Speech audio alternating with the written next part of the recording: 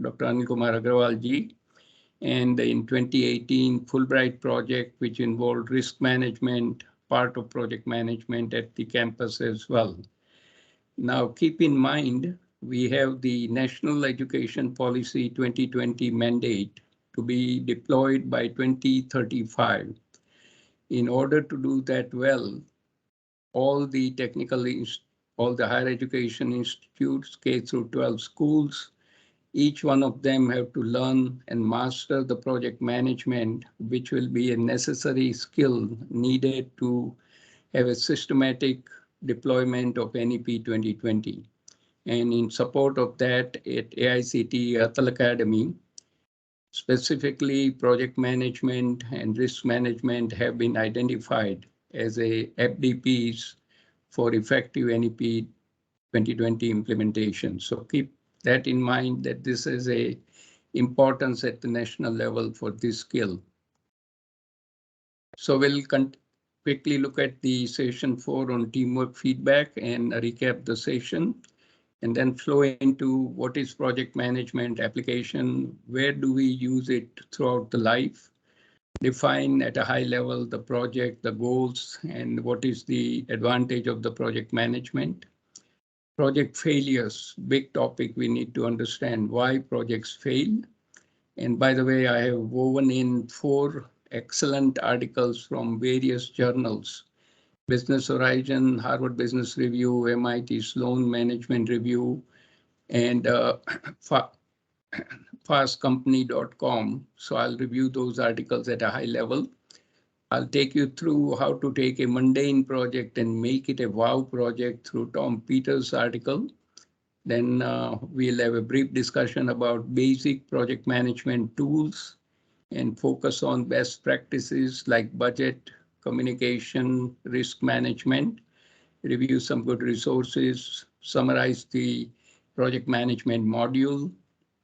And very important for all the people who are listening in today, including students and faculties, to remember to write down 2 key takeaways from the session. This will serve you very well as you go forward. So session 4, teamwork feedback, overall session. Thank you very much. We got the 100% satisfaction, combined, satisfied, very satisfied. For learning new concept, again, another 100%. So this is getting better. And 98.6% feedback. People thought that the teamwork ideas will be useful in their study and work. So thank you very much to all the participants from the IIT BHU who gave the feedback. And these were the 5 major takeaways from the session on teamwork. 5 stages of group development, that is forming, storming, norming, performing, and disbanding. How to be a good team leader, communication skills, and we'll re-emphasize that in this module. Effective teamwork, and very important, collaborate internally, compete externally. So as Anil Kumar ji mentioned, here are some specific stats. For the last session on effective teamwork, well over 3,400 views, and combining the previous all sessions all together, we are around 63,000 views, combined AICT views and IIT BHU views. So thank you very much for taking interest. And most importantly, these are the resources to treasure and keep reviewing it and get good ideas to implement. So the summation of the last session was the difference between success and failure is a great team. So our obligation as a member of the team, leader of the team, is to continue to build fantastic team. I call them dream team. When you have a dream team, people are working collaboratively, passionately, they own up to their piece of action, task and subtask. And collectively, by taking initiative, showing leadership, managing their time, making ethical decision making, and working in a team fashion, they will bring the success home. And that's the essence of teamwork and the project management. So Anil Kumar, you mentioned all these up front. They are all highly connected topics, synergistic. And just to re-emphasize, last century we needed reading, writing, and arithmetic. But in this century, we need 3 additional skills: teamwork, problem solving, and project management. If we master these 3 skills, we will be relevant in the global setting. Without teamwork, without understanding problem solving and project management, which will involve the previous 4 topics as well, we will not be a team player or a player at the world setting. So here are some interesting applications of project management. So as people move up after getting a degree from good institutions, they will be joining the workplaces in different domain. When you reach at the highest level, the leaders do the strategic plan, but to deploy that plan, the backbone is the project management. When you want to manage a transformation or a change, including NEP 2020, which is a major transformation in the education system for India, that's where project management finds its application. You have capital projects to deploy. That requires discipline of project management. Conducting research, this is in the academic setting or in the applied setting, doing your graduate, postgraduate research work and thesis. That's all project management. And by the way, in 1970 and 1975, I learned the taste of it by doing my master's and PhD thesis. They were all experimental programs, tremendous amount of work done at night because I had the graveyard shift. 10 o'clock at night, I go to the lab and finish it by 4 o'clock in the morning. So when you conduct the research, using project management as a discipline will allow you to set the timeline, include relevant status points, checking in with your research or thesis supervisor, and completing the project on time to get your degree and start working.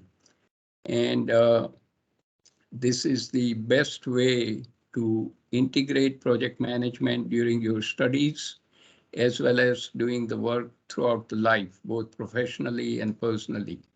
And I'll give you one more example. At Northwestern, about 5-6 years back, a student took my class. Out of 10 sessions, my class was the first course he took. Other 9 courses, he took it later. But he mentioned at the end of my class that I'm going to use the project management discipline to plan out remainder of my academic program to get my degree, Master of Science in Regulatory Compliance. So project management is highly practical. It's not theory. And you can learn by doing it, not by talking about it. If you want to do any improvement projects, quality improvement, any improvement at your institution, in your workplace, you will need project management discipline. Software development. Every time you develop a new software, it's a new project. When you want to deploy enterprise resource planning, that is a giant common database capturing all the information for the organization related to people, processes, finance, customer, etc. If you want to develop a new product, that's a project. Construction of bridges and roads, building aircrafts and ships, and most important, solving any organization problems related to customer, finance, operations, people related, etc. Project will be chartered. And unless you have project management discipline, you are not going to be successful in delivering the best results in the time frame given to you with the resources allocated to you. So don't take project management lightly. It's extremely important. And towards the end, I'll make some special recommendations at the India scene. So as we mentioned, that the NEP 2020 is a major transformation or a change journey until 2035. And there are 3 pillars for this change journey. One is the leadership, which should provide the direction. Second one is a talent, which will be the employees implementing the change. And the third one is the project management, which will facilitate the change as a backbone.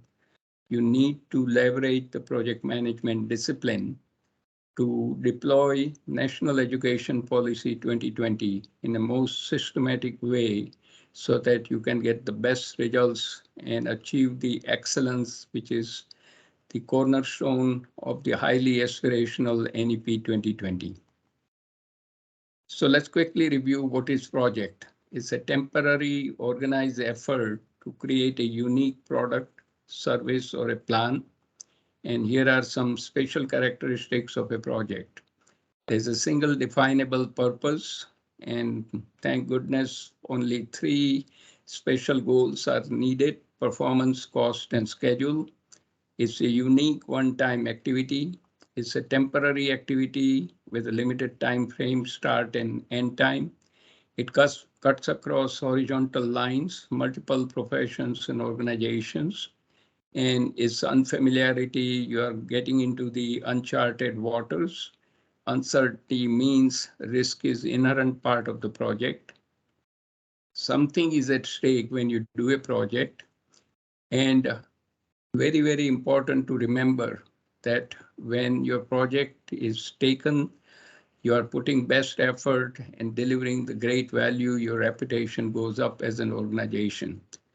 I'm going to share with you some great examples of successful projects around the world spanning back to over 4,500 years.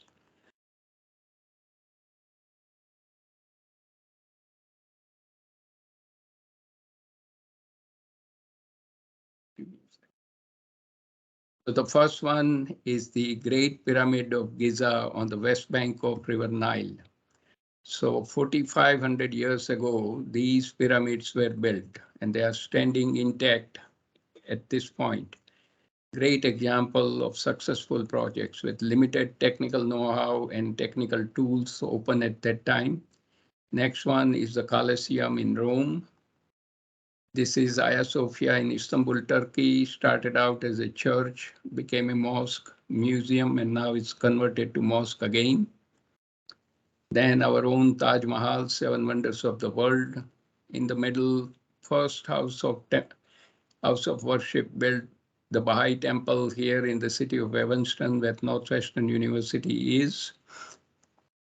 And the Space Shuttle and International Space Station, the bullet train, and Mount Rushmore, where during Depression time, the heads of the four most popular presidents were carved out in the mountain to give people some work to do so they can earn money and bring the bread on the table.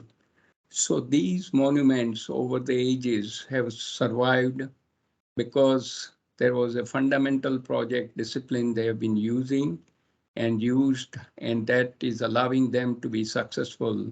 And we'll pick up on brief history of project management very shortly. So as I mentioned, there are only three goals one need to master and achieve for the project: performance, cost, and schedule. And you really need to hit the bullseye on the target by achieving all three as originally planned, without any changes in the performance, cost, and schedule. So project management, let's quickly define, is the discipline to integrate resources and tasks to achieve organization goals. And here are some advantages of doing a good project management.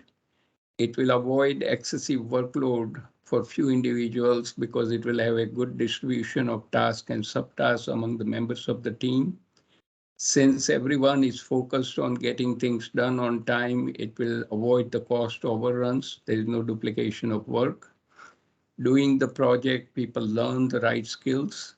There is no strained relationship. When good things happen, people are more collaborative. It will prevent scope creep.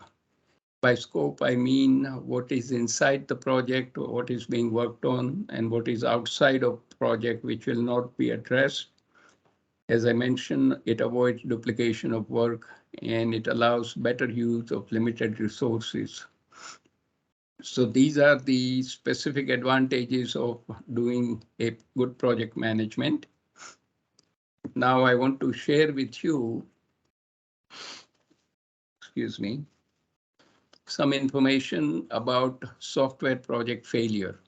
So why I chose software as an example, because software is ubiquitous. In anything and everything we do in life, software is part of the things present. So at the home front, you look at the washer, dryer, dishwasher, everywhere things are run, those equipments are run by the computer software chip. The computer chip software is running it. You take a look at all the airplanes, ships, everything moving around the world is managed and controlled by the computer chip. So initial set of data came out from UK, and on the first column I've defined three metrics. Success means performance, cost, and schedule were achieved as originally planned. Failed means no matter how much money you pump in, that project needed to be terminated. And challenge means one, two, or three of those objectives and goals had to be revised in order to meet the available resources, etc. So first set of data, 1994 for software projects, only 1 out of 6 successful. Move forward 15 years, 1 out of 3 successful. Rest were either failing or challenge. In terms of the economic cost of project failure, world over $70 trillion, the GDP around the similar time frame, 2009 data. Cost of IT failure was 6.2 trillion US dollars, about 8.5% waste. And that waste is a waste for the society. So when projects fail, society suffers. Resources are being wasted away. So here are some glaring examples of project failures. 2006, Ford Motor Company had to abandon after spending $400 million for a new purchasing system when they realize it will never work. In UK, the Inland Revenue System by mistake credited $3.5 billion to as an overpayment to the citizens. They had to, of course, collect it back at a cost. Denver International Airport, they burned $250 million to get the automated baggage system. They realized towards the end that it will never work, so they had to cut it off. The big one was US Department of Defense's $6 billion kinetic energy program. In 2009, it was terminated when they determined it's not going to be feasible to complete the project as planned. And of course, at the India scene, Commonwealth Games Project Scandal 2010 and Ganga Action Plan Project 1986 to present. A lot of money is pumped in for Ganga Action Plan. Middlemen are benefiting. Gangaji is getting more and more polluted. So River Ganges is not getting any cleaner. And this is the failure of the project at the national level. So very first article, I would like all of you, and a special tip, those who are faculty, they have access to ResearchGate. They can get this article from Business Horizon by Pinto and Kharbanda, 12 ways to fail in project without really trying. And there are several other articles which will be keep coming. And these are the fundamental articles. If we learn and apply the principles and practices from these articles, we'll be better off managing our projects well and deliver value at the workplaces and in our own life. So very quickly, these 12 items talks about in a reverse way, how do you fail in a project? So when you do not consider the project environment, including stakeholders, if you are pushing a new technology to the market quickly, you do not have a fallback options. When the problem occurs, you are just shooting the most visible, that is, you don't have a good problem solving skills. You starve the new idea to death due to inertia. That means there's no proactive decision making. No feasibility studies are done. Seventh is important. Never admit the project is a failure. You keep pumping more and more money, put good money in the bad project, and never cut it off. Overmanage your project managers and the team. Never conduct post-failure reviews. I'll have a template to share shortly. Never bother to understand project trade-offs. There is a trade-off between schedule, cost, and performance, depending on the conditions you are in. And next one is very critical. Allow political expediency and infighting to dictate crucial project decisions. Poor decision-making skills will burn your project. And last one, very important to remember. Do not allow the project to be run by a weak leader. That's a sign of a failure. Others will have to catch up and do many more things when the leader is very weak and silent. So beautiful article. And by the way, this article was the backbone for the Gyan project on the project management course we ran at IIT BHU in 2016, where they worked on 4 teams, 17 research scholars and 1 person from DRDO. 4 projects, 2 successful, 2 unsuccessful. 2 successful projects were Delhi Metro and Mangalyaan. The unsuccessful were Commonwealth Games and Ganga Action Plan.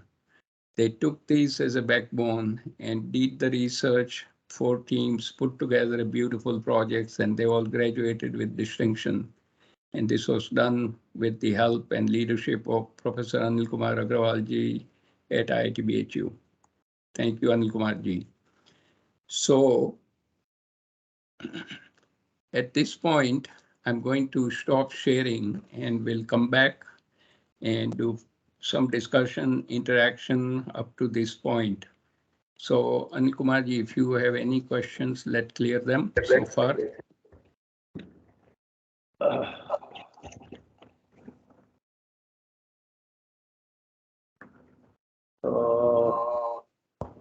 There's one question, probably you're going to address it at a later stage. The question goes like this: a great project can also face issues such as bursting, which is outside the purview of the team members. How can the project management team resolve this? Okay, so what was the budget issue is an outside issue, mostly controlled by not by project managers, but the finance people itself. So something is beyond your control and it is hampering the progress of the project. Yeah, I think it's a great question. And these things will happen in life because things are not as you have planned. Things are never constant. Okay, change is always there. So at that point, you as a project manager or a project leader need to sit down with your project sponsor. Project sponsor will bring in the customer, internal or external as appropriate. You need to have a roundtable discussion to see what the issues are and what impact it can have on the project you are leading. Now, if it requires some little bit more additional resources, you need to ask for it because you are talking about changing the scope of the project at that point and get some relief in terms of the budget, in terms of the performance, and in terms of the schedule. So when things are outside of the scope, first thing you do proactively as a project manager, project leader, sit down with your project sponsor, update him or her about the changing situation, get the guidance, and collectively make a decision to take the project forward. And this is where project management only succeeds when you are proactive, not reactive. You are looking out as a project leader, project manager, to see what changes can come. And this is part of the managing your risk. And I'll talk about managing the risk very shortly as well. Next question, please. Manuji, so particularly in Indian context, it is bureaucracy, red tapeism, it affects the project progress. So how is it that maybe one can have the minimum impact of red tapeism? Yes. Indian context. And perfect example is Delhi Metro. Mr. Sridhar made sure that there was no bureaucracy coming to hamper the progress he was making on the Delhi Metro project. And that became successful because of his determination and his dedication on the project, and he was given good freedom. Likewise, my sincere request at the India scene is that the bureaucracy should be enabler of change rather than come in the way of the change. When that thing happens, it is not very useful. National resources get wasted and people get demoralized who are working on a very important project of national importance. So I'll leave it at that. And if you are okay, we can move to Gezar Lalji for a couple of questions and then keep moving in the journey. Sir कई बार ऐसा होता है कि project कोई चलाता है और बीच में फिर कोई आ जाता है. Okay. So change in the leadership. Change in leadership. तो जो विजन फर्स्ट लीडर का होता है वो सेम विजन कैरी फॉरवर्ड नहीं हो पाता. हाँ. Yeah, so this is again a serious issue, and this is where the organization, sponsor, and the customers, they need to be kept in the loop. So first of all, you need to think about it this way: why the change was made? Was it necessary? Can the person be remaining as a team leader, project manager for duration of the project? And generally, these projects have a fixed duration. It's not a very long time projects, most of them 6 to 8 months, maybe a year. And if those projects are of continuation, longer time, that will require careful thinking of whom to appoint as a project leader, keeping in mind the stability, etc. And of course, in light of that, still unusual circumstances can happen because of the emergencies, health, relatives, etc. But the fundamental rule of project management is to build the project charter, which will define the foundation of the project. I'm going to spend a little bit more time on it shortly. And once that charter is fixed, no matter who is taking over that project has to follow the guidelines and follow the vision of the project and achieve the mission which was created right up front, where it was signed off with the help of the project leader and the project sponsor. That is where the issue comes. We do not have discipline of doing a project charter, and this is what I have been seeing and discussing with faculties. Yeah. Manuji, you have rightly said the project charter is a very, very important step. When I was at Ispat Industries Limited, why is that we could execute about 222 projects in a year? The reason was every project was chartered. Great. That's the vision. And yes. Yeah, wonderful. One more question. Manu sir एक question और है कि project का cost मान लो 100 करोड़ रुपए है, पर जब प्रोजेक्ट एंड होता है तो वो 500 करोड़ रुपए का हो जाता है. I know. Yeah, so that is where the discipline is needed. So you put it in perspective at the home front when we have to manage the budget. At the beginning of the month, we know how much money coming in, how much are the expenses, and we cannot keep overspending it. And if we do overspend on a monthly basis, we have to dip into our savings. Now, for a project, money is fixed at the beginning. The budget is allocated. Unless there are some special circumstances where project of national importance, additional money will not come. And I'll talk about it a little bit more on budget control. But unless you manage it throughout the life of the project in a systematic way. So for example, if it was a 6 months project, X number of amount of money is allocated. You have to divide it up into 6 segments.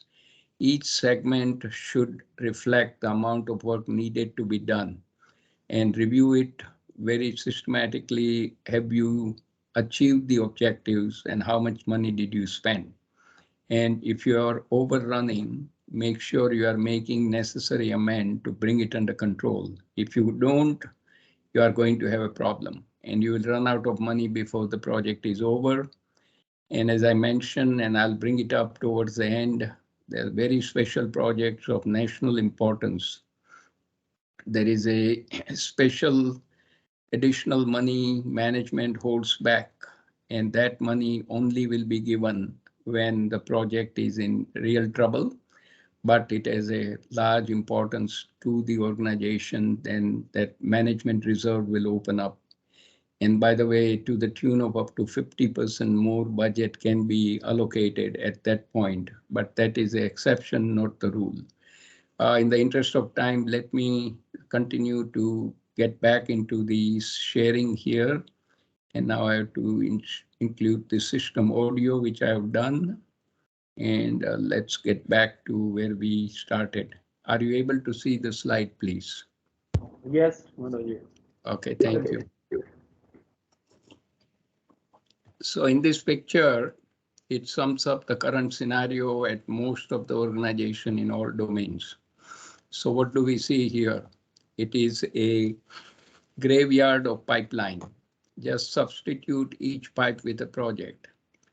This is the situation at many organizations where there are many projects on the docket. Some are starting, funded with the right resource. Then another important project crops up.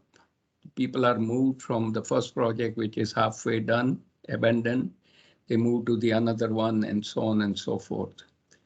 This is not the way to manage any project.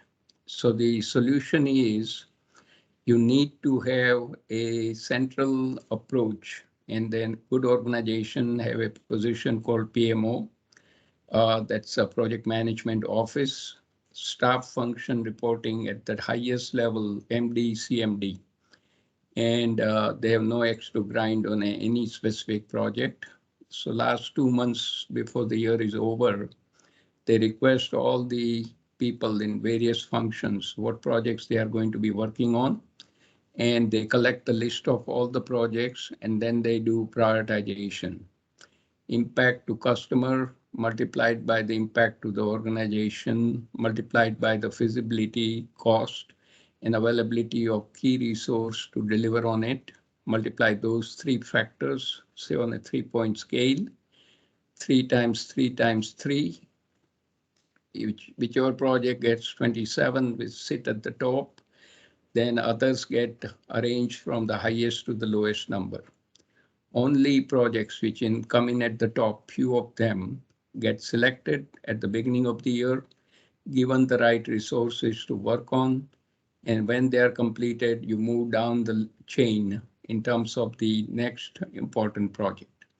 So this is how you allocate your resources in a proper way to ensure the completion of the projects, bring the money back in, because unless you finish a project, customers are not going to pay money to you and your money is tied up. Yeah. So keep in mind, doing many projects is not a good thing, but doing the right project at the right time has the excellent value for the organization. So you need to prioritize. Life only works with the priority. You cannot work on everything all the time, just prioritize. So here is a second great article I want to mention. Harvard Business Review, originally published in '92, republished 2003 by Wheelwright and Clark. The concept is called the aggregate project plan. So here are some 5 compartments. The first compartment, it has a derivative project. So automotive example, you want to touch up, create a new paint on a car body. That's a simple change derivative project. The platform project is the one which is the next generic of the automobile. 3-4 years later, you come out with a new model. Breakthrough project is either the hybrid car, which Toyota came out with, or Tesla, the electric car. R&D projects where Sony came out with a 3-dimensional TV, which required special goggles. Unfortunately, there is not much 3-dimensional TV, programming, so that has remained as a project, as an R&D project, not become commercialized. And the combination of these platforms, any combination, will allow better value creation. And here, I want to share an example of FedEx, which moves packages around the world. They teamed up with a small company called Kinko's, which is an office supply company. So FedEx, instead of building large number of facility to receive packages, they ask customers to drop off their packages at Kinko's, which is open 24/7. So periodically during the day, FedEx trucks comes, picks up the packages, and FedEx saves on not building many more facilities to receive packages. And the people who go there at Kinko's, they buy up office supply products, duplication, buying pens or pencil or whatever. So both organizations are succeeding and thriving because of the collaboration. So this article talks about a new product development company, small company doing 33 projects. As we saw in the earlier diagram of a graveyard of project, graveyard of pipeline, those 33 projects simultaneously running throughout the year, none of them were completing and they were not getting any funding from the customer because projects were incomplete. So after applying this concept of aggregate project plan, they cut it down from 33 to 11 projects only, with few in each of the compartment, and they were able to complete them well, deliver it to customers, get more money for future projects. So this is aggregate project plan, extremely critical to prioritize your projects and put them in different buckets, different compartments, so that right things are happening for your organization. Next one, we just learned that world over only 70% of the projects are successful. If you want to bring it to, 70% of the projects fail, 30% success. If you want to reach all the way to 100% success, this is a beautiful article, third one in this series, MIT Sloan Management Review, talks about how project leaders can overcome crisis of silence. So there are 5 items. The project team must work around the facts. So let's understand that in many organizations, the top leaders will dream up things, let's do this and let's do that. Now they have no facts or anything behind it. They will just throw it on the lap of the project leader or project manager. And it's up to the project manager to identify the right team which will work on that issue and early on make the determination whether that's a feasible project or it's not going to work at all. That planning around the facts is extremely critical to start the project well. The project sponsor must provide support through the life of the project. And unless the project sponsor is there all the way, project has a great chance of failure. The team must be faithful to the project management process, and that includes regular status reviews and staying in touch with each other through great backbone of communication, etc. They need to honestly assess the progress and the risk. And this has to be done in a systematic manner. I'll tell you one example. At AT&T Bell Labs, I used to observe when I was part of running a project review where on a major project, some 50 plus project manager team members around the world contributing on the different aspect of a major project, millions and millions dollars of new software to be developed. They will come together for a 1 hour status review once a week. They were all assigned a specific goal to talk about in a color coding. Green means they achieved that goal for the week. Red means they have missed the goal. Yellow means they are likely to miss it for that week. Just the status is discussed. No actions are taken in the status meeting.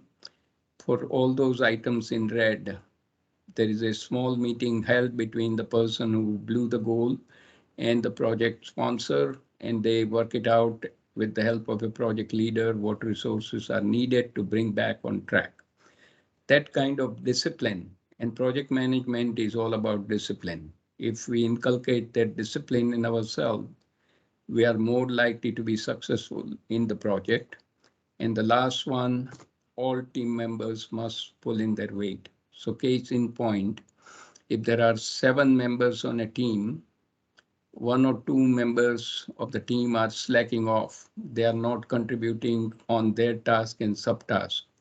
The impact is felt by the remainder of the members. Somebody will have to take up that slack, and that causes extra stress. Output of the team will be suboptimal. So please, when you are part of the project team, first of all, ensure that you are there physically, mentally, and spiritually. You are contributing at your best. And the simplest thing, I put it in this way, is that what I have learned is if I'm a part of the project, I'm going to own up my piece of action, and I must deliver everything all the time, on time, without questions and without being asked. And that is the kind of ownership we all need to have to be a member of the team. And when that is done, you can have a wonderful project and you can bring the great value home. So these are the 5 crises of silence the project leader must overcome. And that is just to show the emphasis of that particular item, which needs to be managed well. Okay, at this point, I'm going to share with you a short YouTube on project management history, starting from the building of the pyramids and taking it to the current time. And beautiful things happen over the long period of time without any specific tools and techniques. They have sustained the great projects. So let's enjoy the nice YouTube on history of project management. As if something were calling me. A voice from the past, like some sort of inherited memory.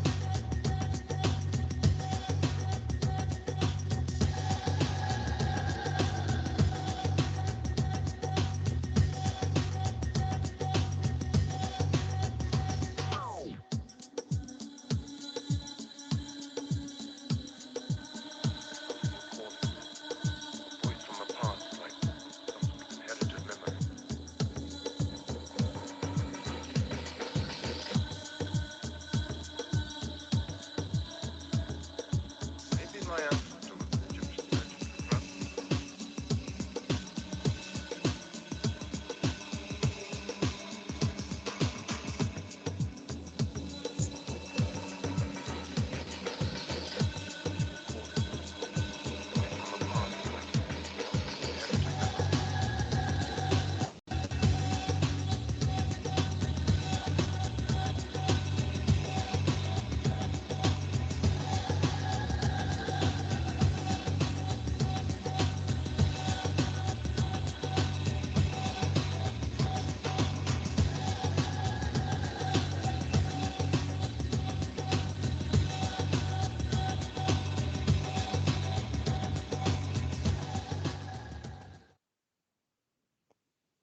Beautiful way to learn the history of project management and ensure that we take some of those lessons forward and do our projects well. So as I mentioned, here is the another great article, the fourth one in a series from fastcompany.com by Tom Peters. He was partner at McKinsey and Company. After that, he left the company and started his own management leadership company, and he commands a huge salary on a daily basis to come and give a talk and work with the leadership teams. So this 8-page article, which I sincerely request each and every person who are listening in, keep spreading this news about this free article from fastcompany.com on how to take a mundane project and make it a wow project. It's a beautiful way to pick up the nuances of creating a beautiful project, find and create a project, then sell the project that is showing the value of the project to everyone who is involved and who can help you execute the project, that is rolling up the sleeves and bring the project home. And at the end, you have to hand the project off because it's a temporary activity. Excellent article. It will give everybody a foundation in project discipline. And this is what is needed. We need to learn to leverage the great resources and make use of it so that we are all more effective and efficient. So quickly, 4 components: find and create your wow project. Very important to include your personal passion to make the project a great project and keep adding value. Learn in everything you can from the working on a project, and the 3M company which makes this yellow sticky paper, which was, by the way, an accident. It was meant for something else. Then they realized the sticking value, and now they are selling it. So their motto is make a little, try a little, sell a little. By doing small things and making sure it works, you are more able to finish it and continue to refine your project to make a wow project.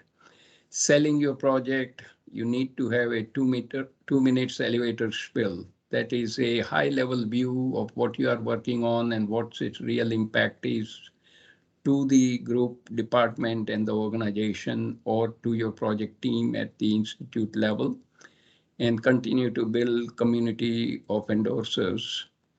In terms of executing the project, simple guidance: execute in series of rapid prototypes. Fail often to succeed sooner. This is the mantra of project management. Fail fast to succeed sooner. Why? While you are doing these things, small tasks and subtasks, you try to work on it, see if it works. If it doesn't work, learn from it and make it work and continue the journey. You will reach the destination within schedule or even before the schedule. You need to manage your timeline well, keep the project fun, and don't stop selling the value of your project, and keep your emotion high through the life of the project. And at the end, handing off your wow project. This is the most difficult things, because when you work on a project, it essentially becomes your baby. You do not want to give it up. But when the project is complete, you need to hand it off. So it becomes an operation somebody else will run. So when time comes, hand it off to others who will run it, celebrate your accomplishment, do the evaluation, what worked, what did not work, and what lessons have you learned, which you can deploy in the future projects when you get a chance and work on the next project. This is very, very important, handing off your project. Now, one additional piece of information. Individually, a single project, when you are doing similar projects together, it becomes program. When you have a number of programs running, it becomes a portfolio. And when you have the combination of various portfolio, it becomes the enterprise at the highest level in the organization. So there is a succession, project to program to portfolio to enterprise level. So keep that in mind, and what's the meaning of those terms. So some of the things I'm bringing in for reinforcement from previous sessions: team project member roles, 5 to 6 members per team. One person should take the project leader role, keep the project on track. So one person is a communicator, communicate the progress with the project sponsor on behalf of the team. 1 or 2 project researchers who go and dig out the fundamental things and do the research needed to work on the specific aspect of the project. And 2 people as editors, 1 for the report and 1 for the slide. And by the way, this is exactly how my teams at the Northwestern University, when I teach the class, they are given this specific guidance. And I give them roughly for a 10-week program, about 12 to 13 special templates, and allow them to use their creativity and innovativeness to fill in those templates so that output is standardized, easy to compare against one group doing the different things with the other groups, and still able to manage the work within 10 weeks window. And currently 3 teams are chartered. Here I have only small classes. So one team is working on effective training program for the company, that they are developing a simulated project. 2 teams first time are working on knowledge management project. I generally have different team working on different project, but they showed interest on working on knowledge management project, which is more of a repository of knowledge. The explicit knowledge, which is all the documents and processes and procedures, but the tacit knowledge, what's sitting in people's mind, that needs to be captured using an IT platform. So they work on a 10-week project. Every 3 weeks, there is a status review where they submit the specific progress they've made on the project in systematic stages. And I give them feedback, and my role on this project as a faculty is to be a coach. Give them specific guidance, so keep them on track. And once they learn how to do one project well, they are able to do hundreds of projects throughout their life. And this is a great way to impart a good discipline to the students who are coming through the projects and project management course. And by the way, same discipline we need to instill in India. Meeting minutes. Now for project to be managed well, we need to manage our meetings. Don't make it too long, focused issue-wise. As I discussed, status review meeting, take the meeting minutes on 1 page, capture these items. Focus on what was the key discussion, what are key decisions, and action item number, what date it opened, what the action item is, who is going to work on it, and when the resolution is expected. It can vary depending on the complexity of the issue. And always evaluate your meeting, what worked well, did not work well, and what changes will you make. By instilling simple discipline and simple templates, your life will become much easier, stresses will be less, and results will be very positive. So here is a project life cycle as an example. One way, project starts slowly, build up quick momentum in the middle, and come to a slow finish. But from the start to the finish, it can take any shape depending on the nature and complexity of your project. I want to share with you a beautiful graphic, humor in project management, with a fundamental concept behind it, the importance of customer requirements. So there are 10 small graphics. We begin with the top left, how the customer explained it, so understand that, and come to the bottom right, how what the customer really needed. So a lot of time customers do not have exact way of explaining what they are looking for. So it is your role as a project manager to first understand thoroughly what the requirements are. So if you go from the first graphic on the left to the next one, see what the project leader understood.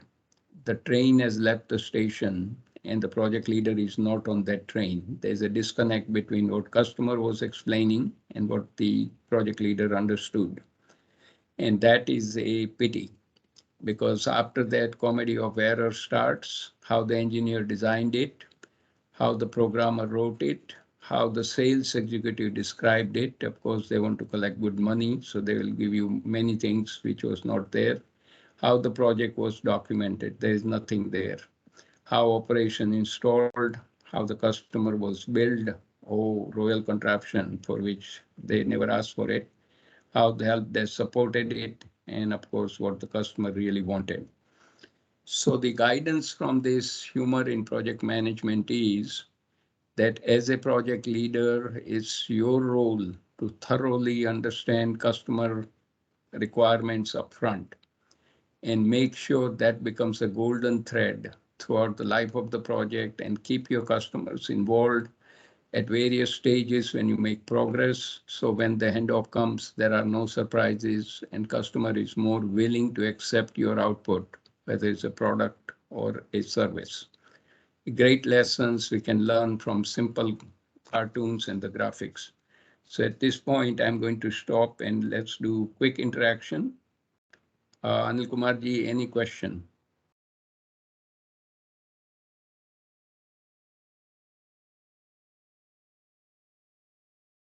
If not, Gezadilal ji, are there any questions from your side, please?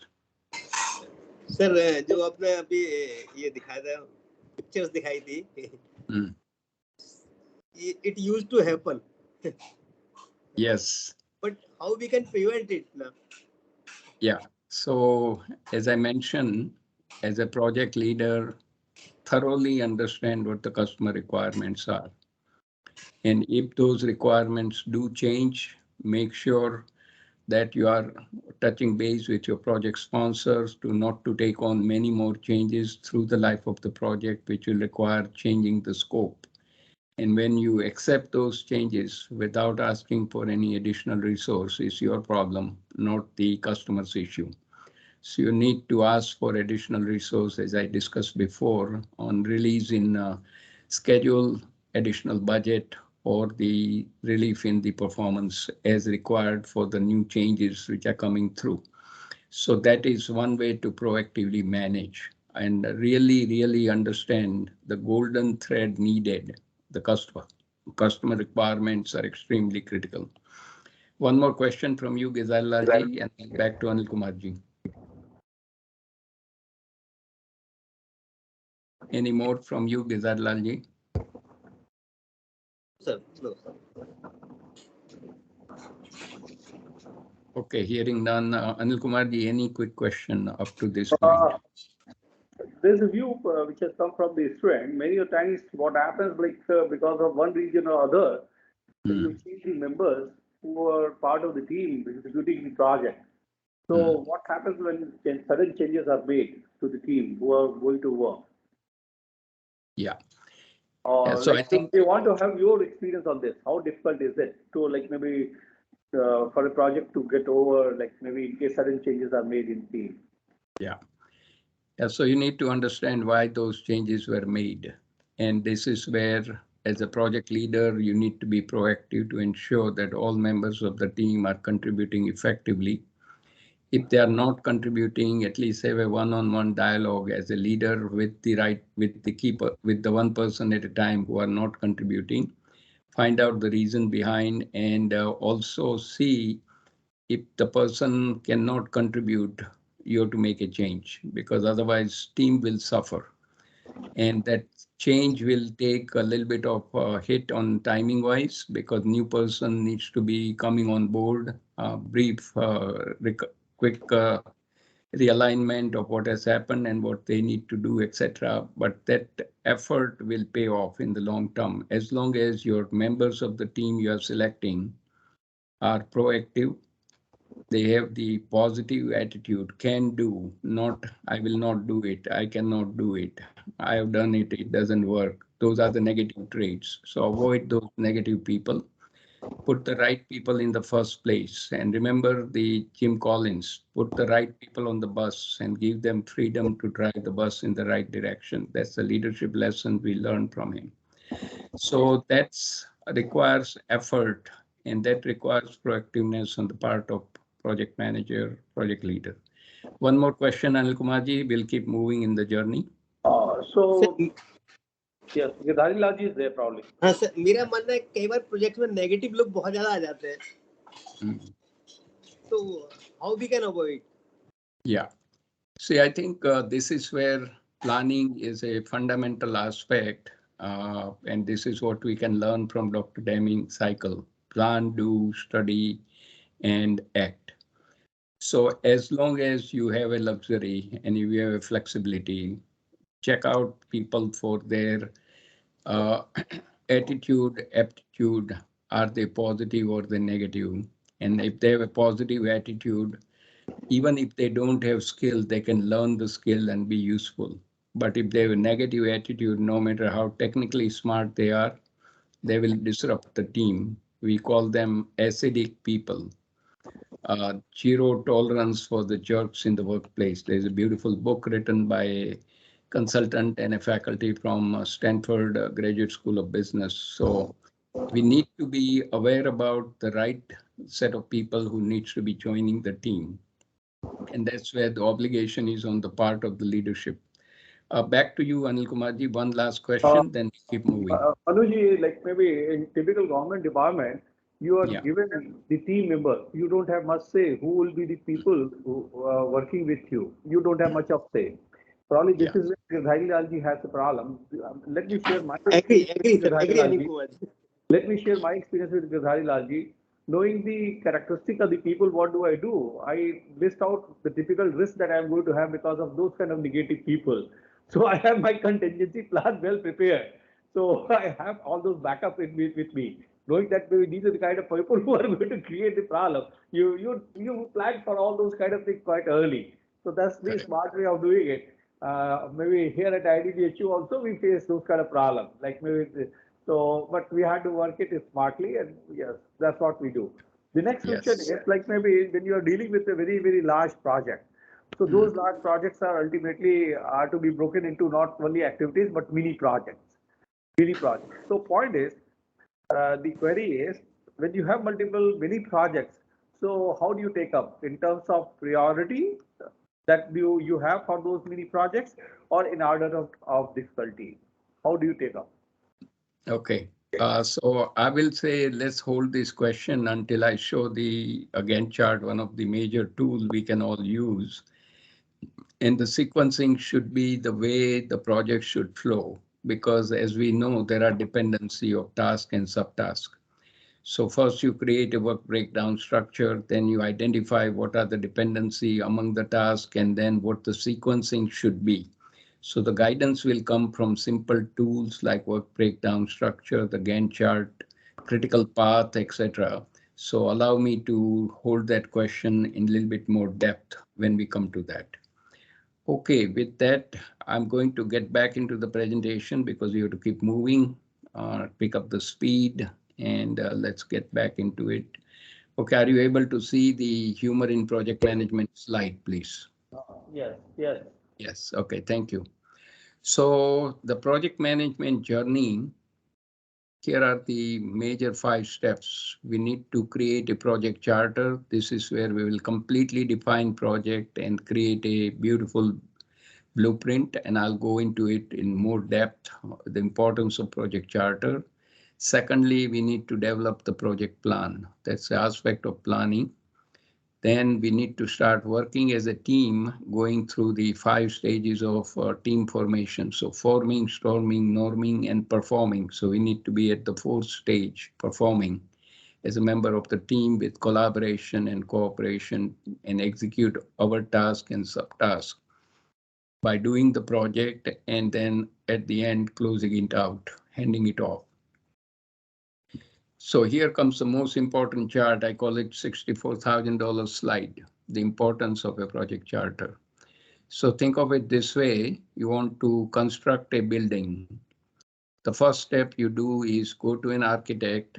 Architect will draw up a blueprint, which will include all the details needed for that building. And that is allows you to have a full scope of what is in the building, what is not in the building.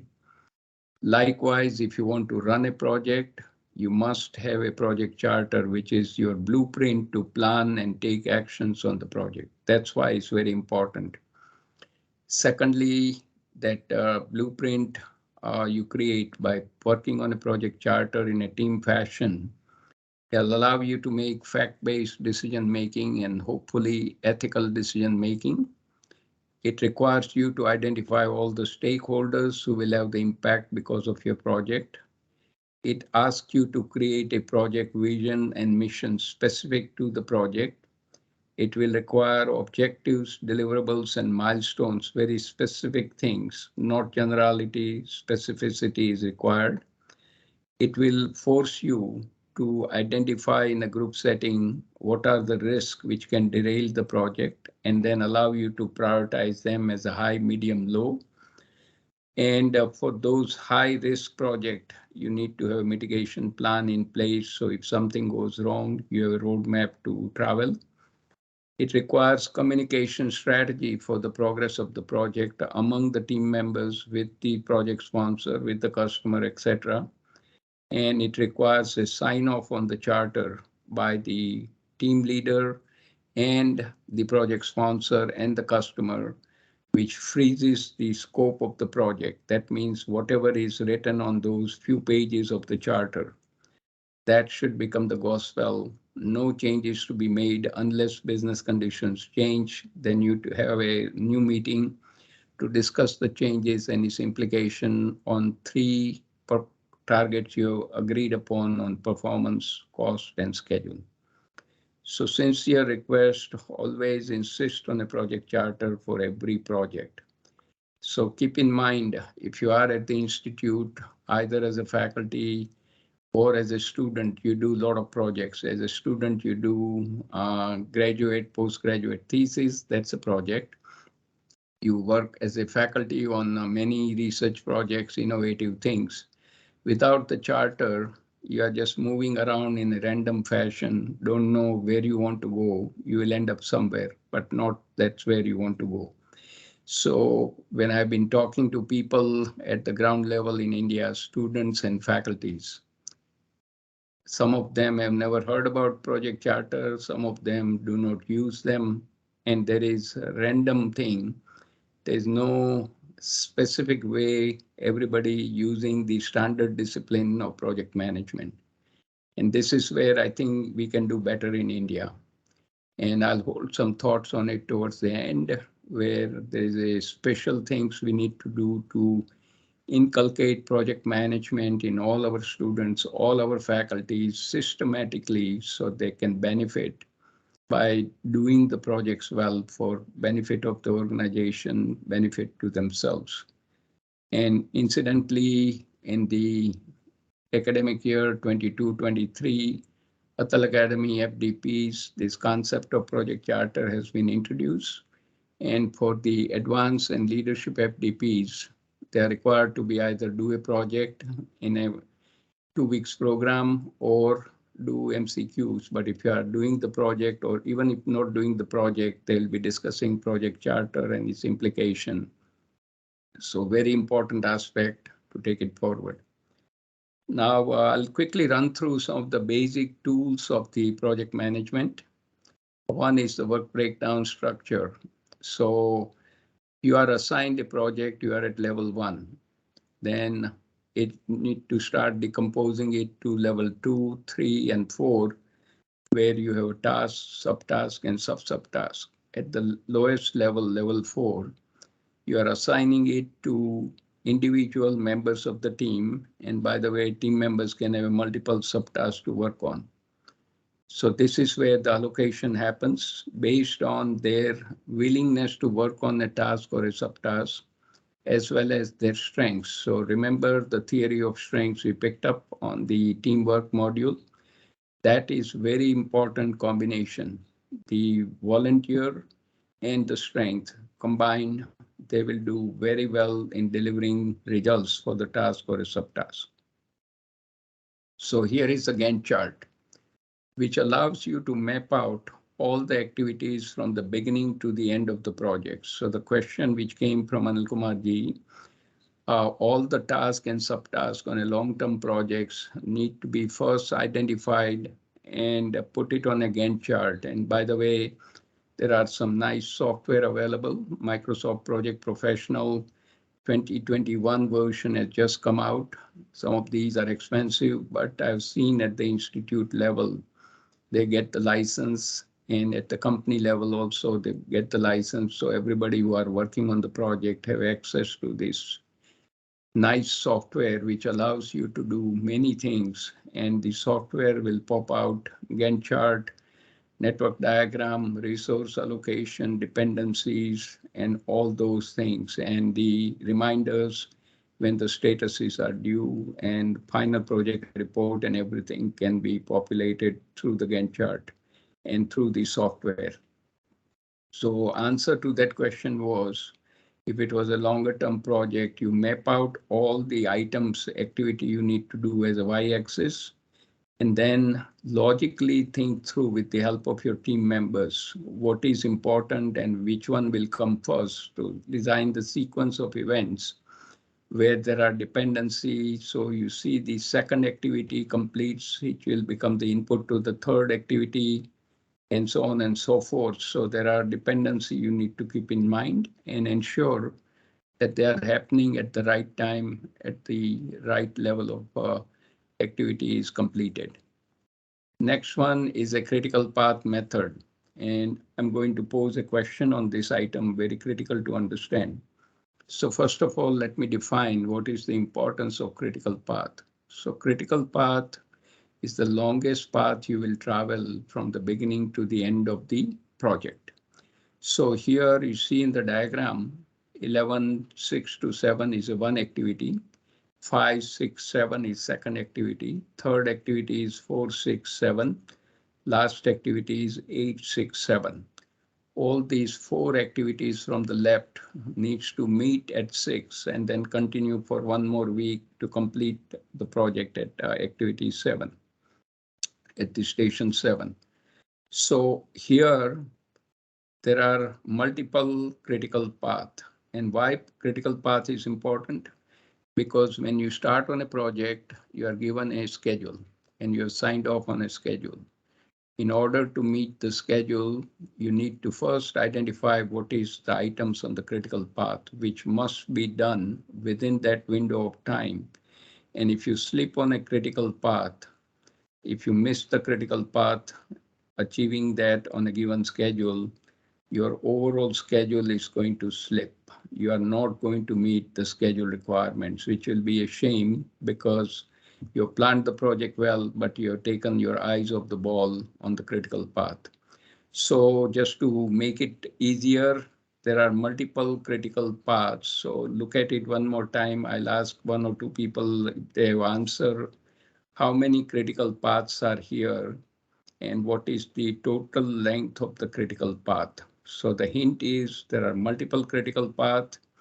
Not everything is in the critical path. So if you absorbed it, let me stop sharing and ask the question, and then we'll resolve this issue.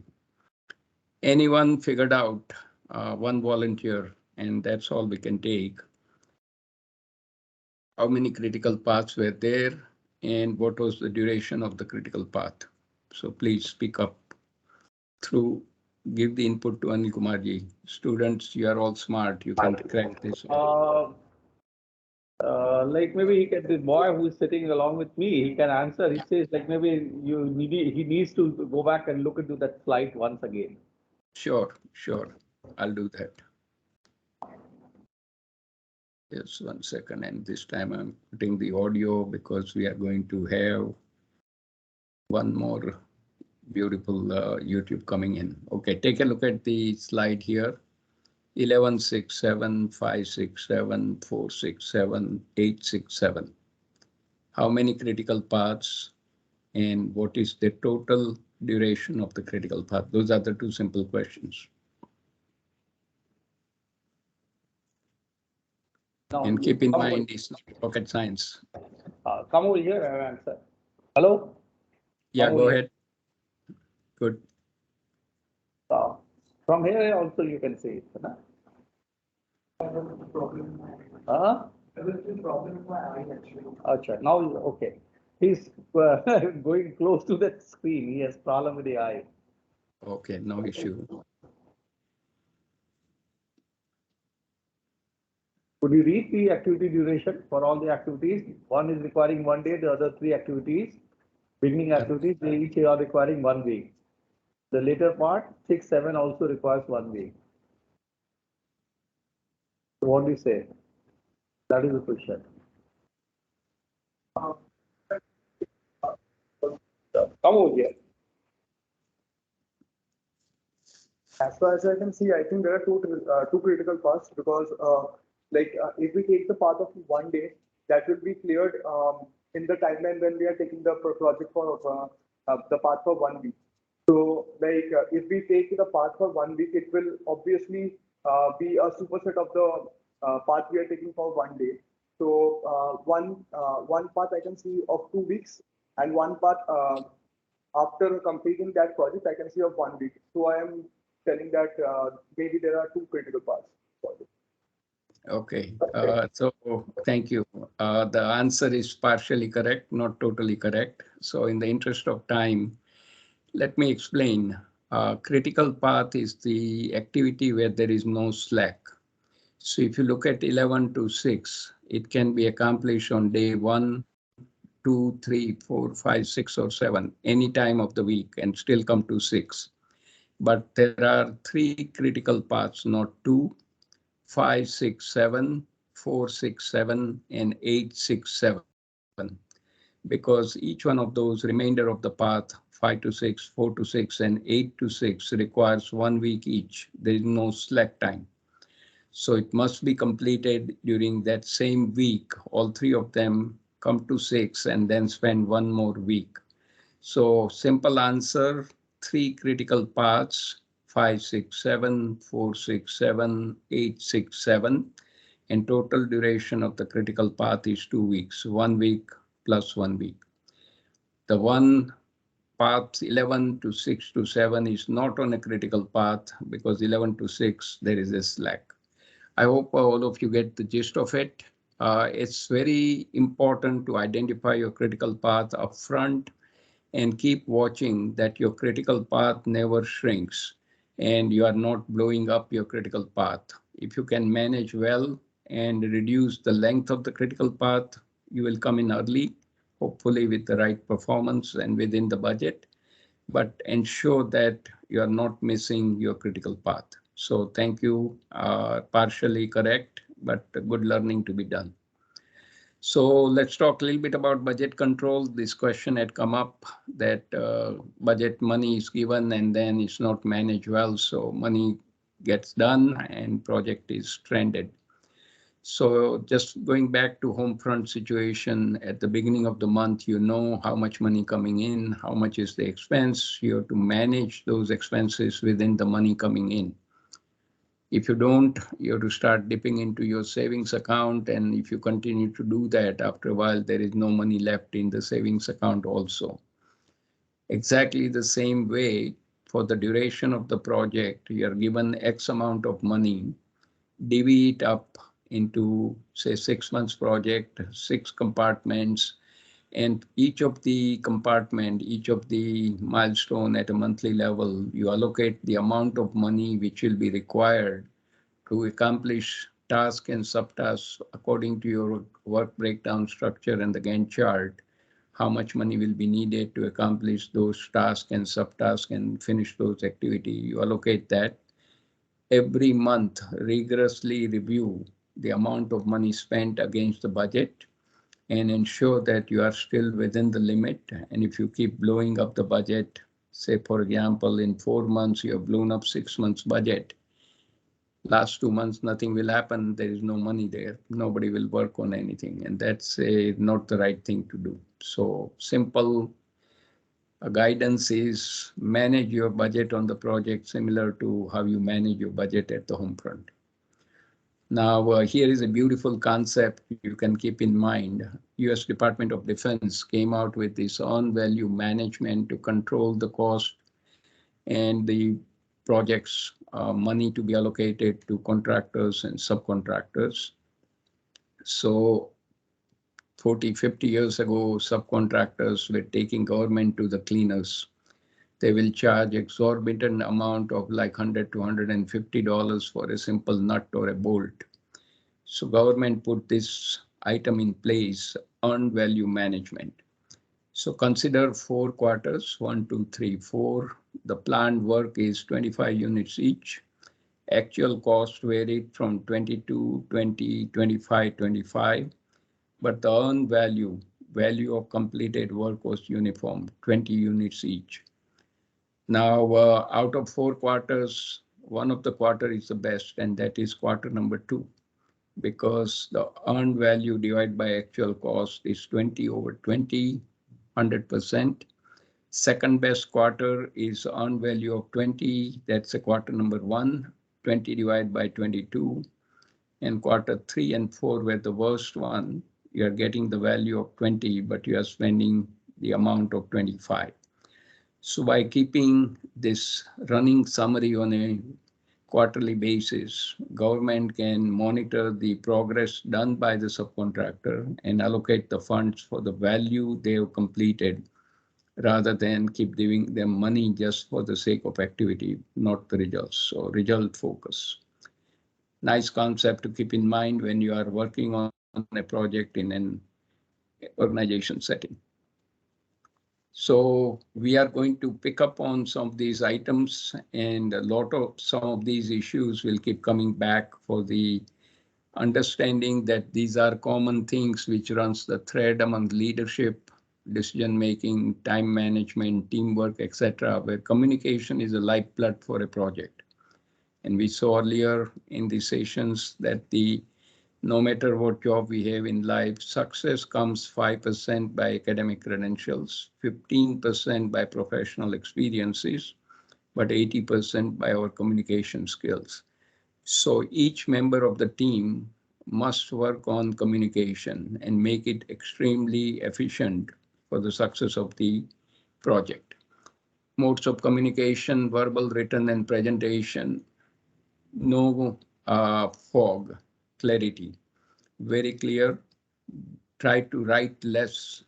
I'll give you the example. When they write up the project report for my classes here, they have 12 to 15 pages to pick up all the key items on the project report for which they are given a structure, and they can have additional attachments in the back as annexures as appropriate, not everything, but the important thing.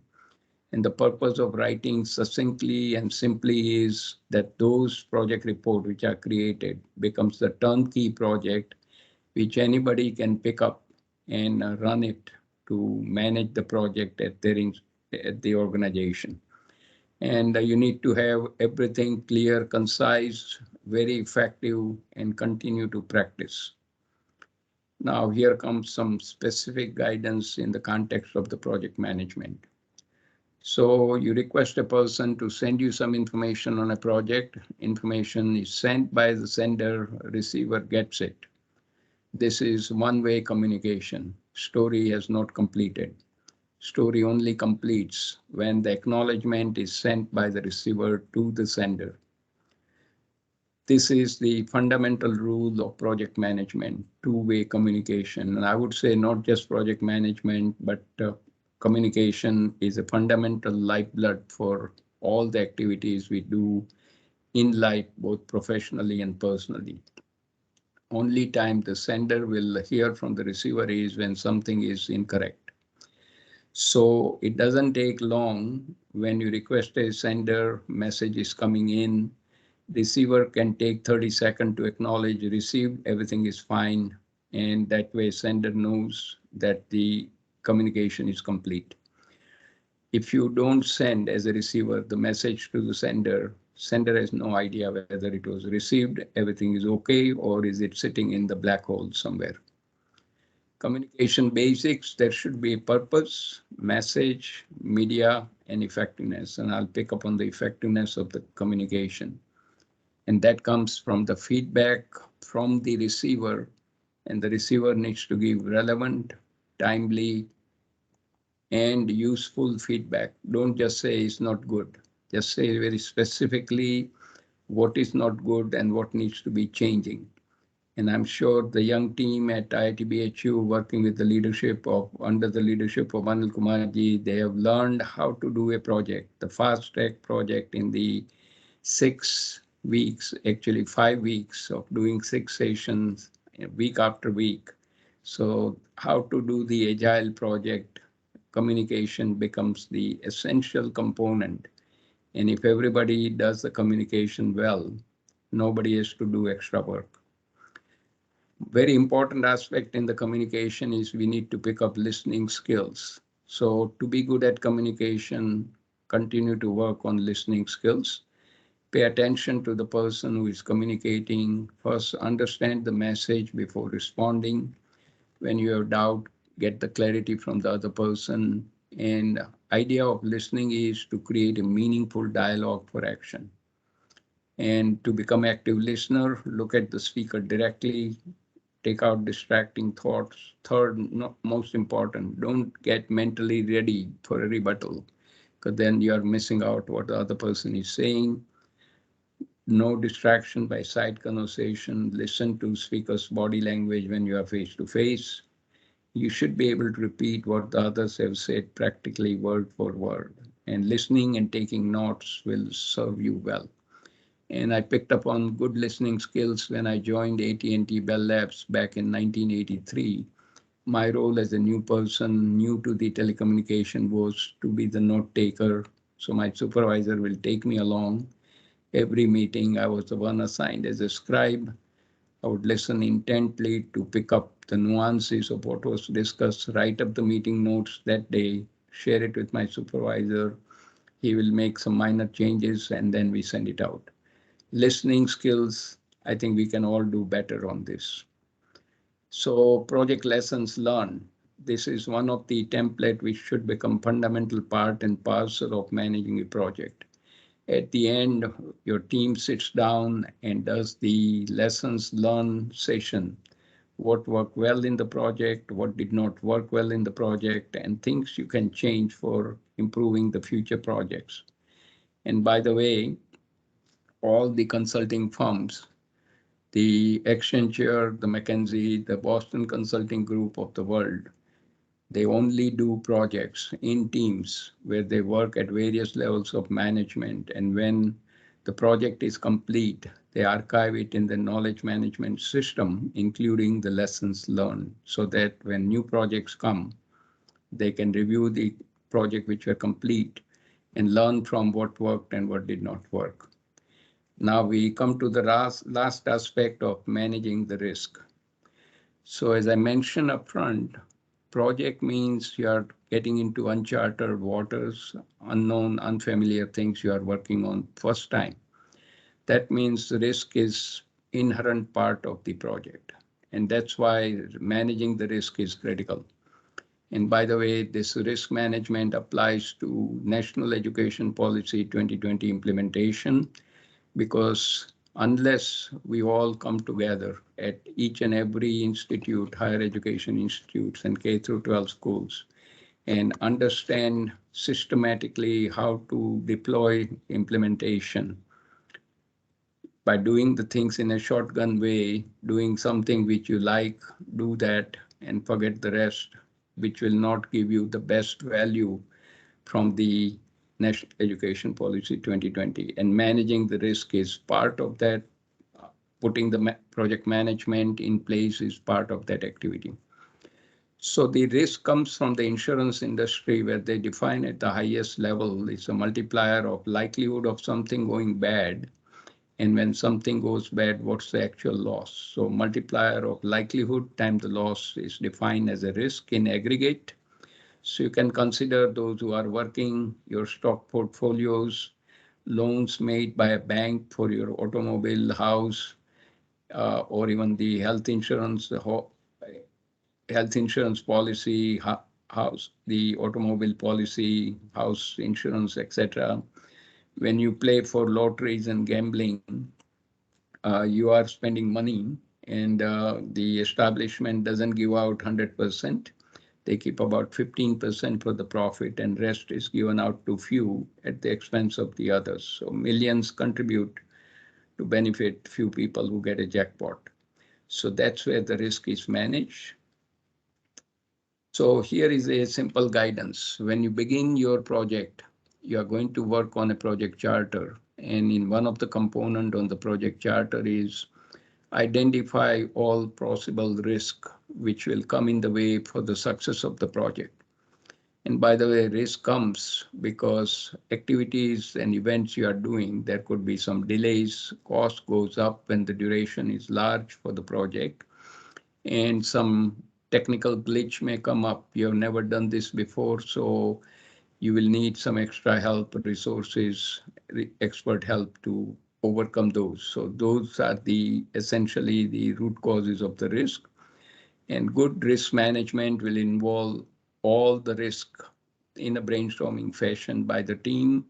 All the members of the team discuss that, identify first in brainstorming session, not the blamestorming. Secondly, you go through prioritization, high, medium, low. So you need to at least have 5 to 6 risks identified for a given project, then rate them high, medium, low in a consensus basis, and arrange them in the high, medium, low.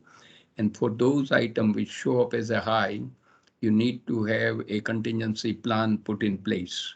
So when something bad happens, you open up that contingency plan and start executing that plan. So here is a guidance 3x3 risk matrix.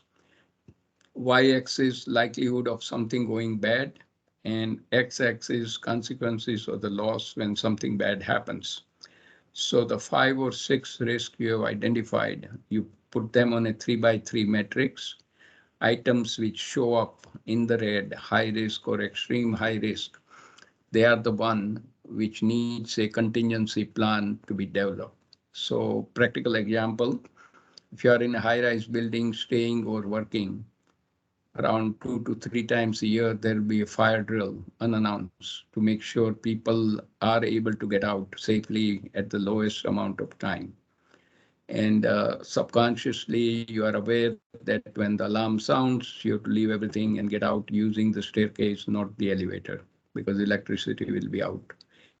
So that's how you focus on the the high risk and extreme risk. So if the risk is known, there are 2 aspects, controllable or not controllable. If it is controllable, deal with the causes, the prevention aspect.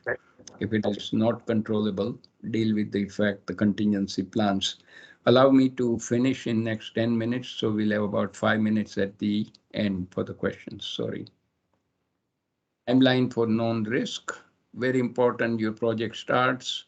Before something bad happens, your focus is to do all the planning, establish your contingency plan to mitigate the risk.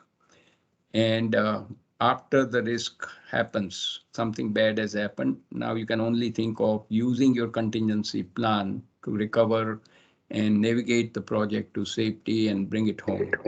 Manuji, there was a disturbance. Like maybe can you go back 3-4 slides? We had network issue, and the other slides did not get broadcasted. Okay, which one? Starting with the risk definition. This was done. This was done. Next one. Yes. Yes. From here. Okay. All right, so two aspects.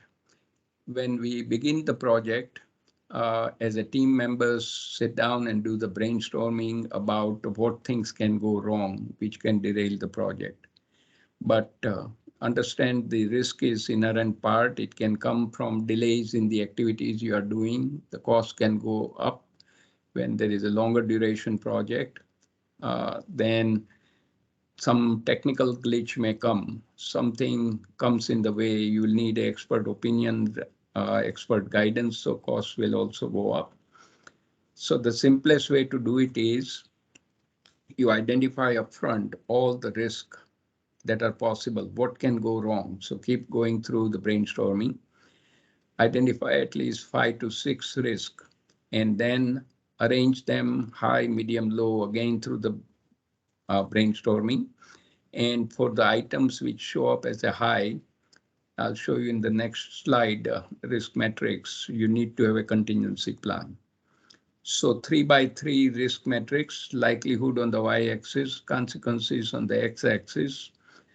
When out of your 5 to 6 risk you have identified, those which sit in the top right quadrant area, the red one, you need to have a contingency plan. So if the risk is known, is it controllable, then deal with causes, the prevention issue. Not controllable, deal with effects, the contingency plan. This is very important to understand the timeline. You started a project, before something bad happens, you are trying to focus on avoiding or mitigating the risk and develop the contingency plan. But when something bad happens, you have only one way to do, that is deploy the contingency plan and try to bring the project home without getting impacted by the risk. Activity risk management, y-axis, the likelihood, x-axis, the actual loss. 4 quadrants. Quadrant 2, both of them are very high. You need to transfer the risk, and this is where people take the insurance. So think of all the airplanes. Each one of them are insured for $2 billion.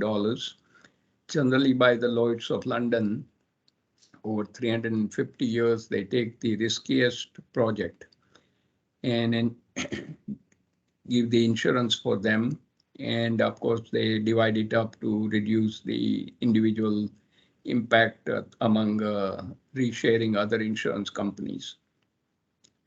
Quadrant 1, both are low, likelihood and the loss. You accept it by keeping a reserve. Quadrant 3 and 4, you need to have a risk mitigation plan in which focus is on managing the processes, training, building the redundancy, etc. Beautiful article on activity risk management. The last component is a jet propulsion lab.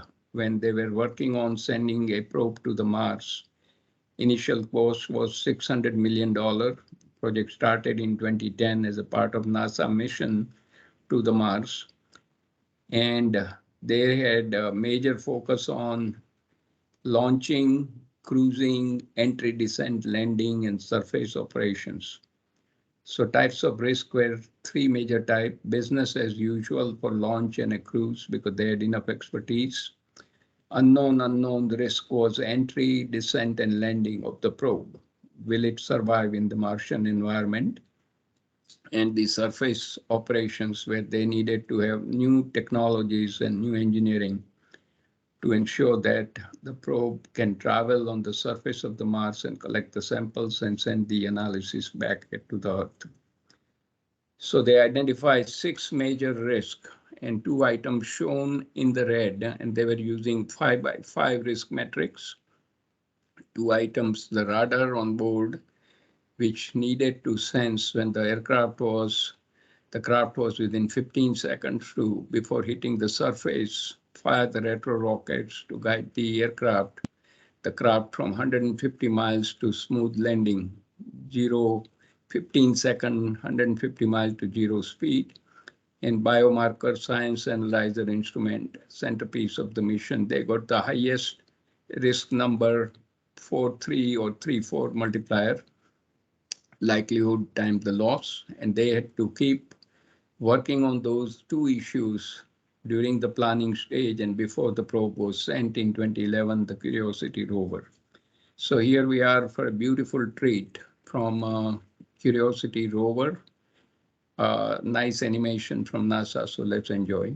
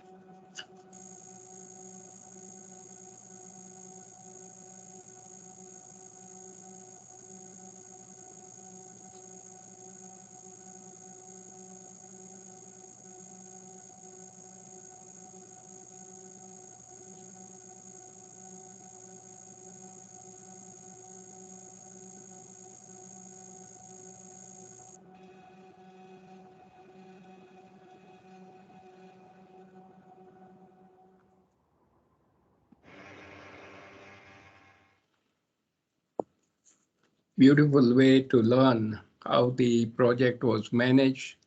And by the way, $600 million original cost ended up to $2 billion for the Curiosity rover back in 2011.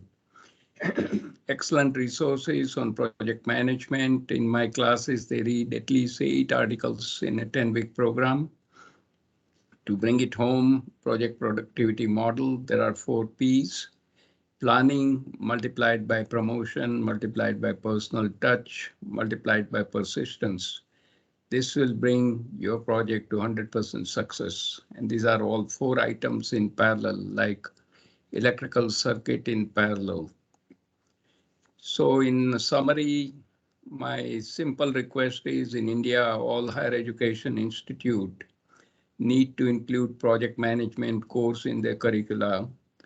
Design the project management course by integrating leadership, decision-making, time management, teamwork, problem solving, and risk management, and leverage the project management knowledge to solve society's real problems and help in nation building.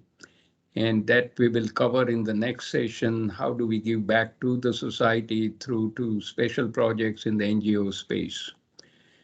We have covered today the 5th session. Tomorrow we have exactly same time, career development guidance, very important session for every professional, students or faculty, or people working in the industry. 2 key takeaways on today's session, and we may have a time for 1 or 2 questions before we close. So back to you, Anil Kumarji.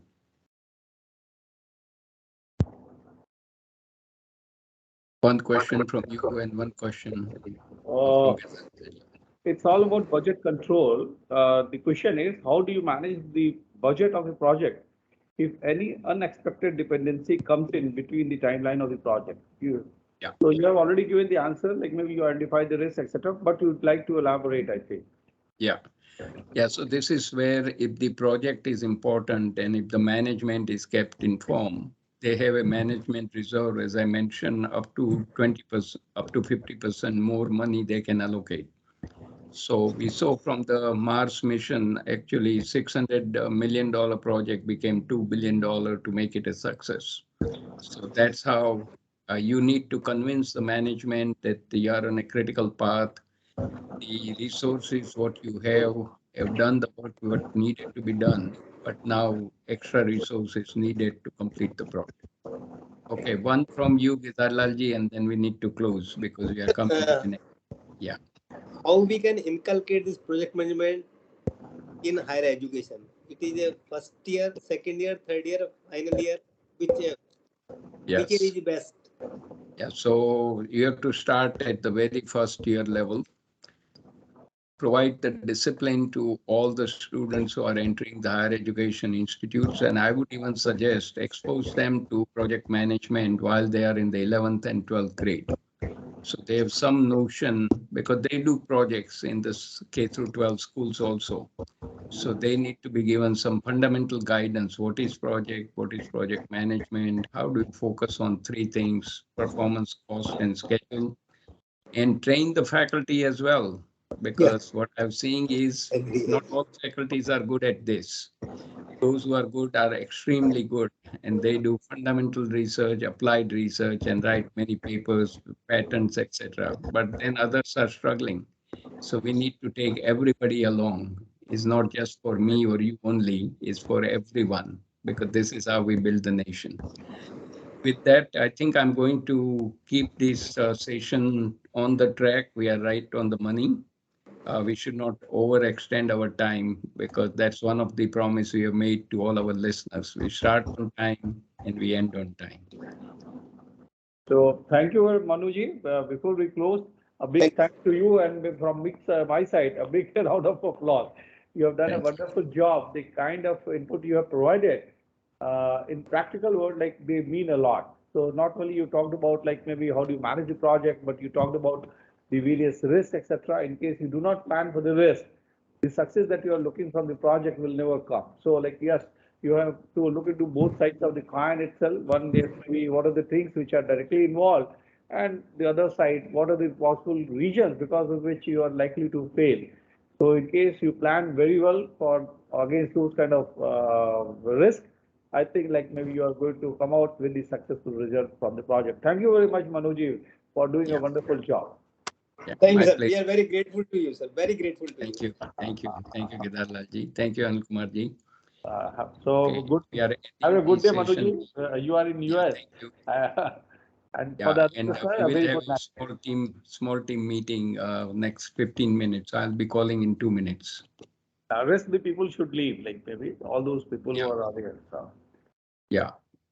So I think either Anil Kumar ji send me a link for a short meeting, 15 minutes after this program. So we'll Yeah. meet on Google Meet. I'm going to send you the link immediately. Sure. Thank you. Thank you. So let us leave this thing. Namaskar. Namaskar. Namaskar. Bye. Namaskar. Bye.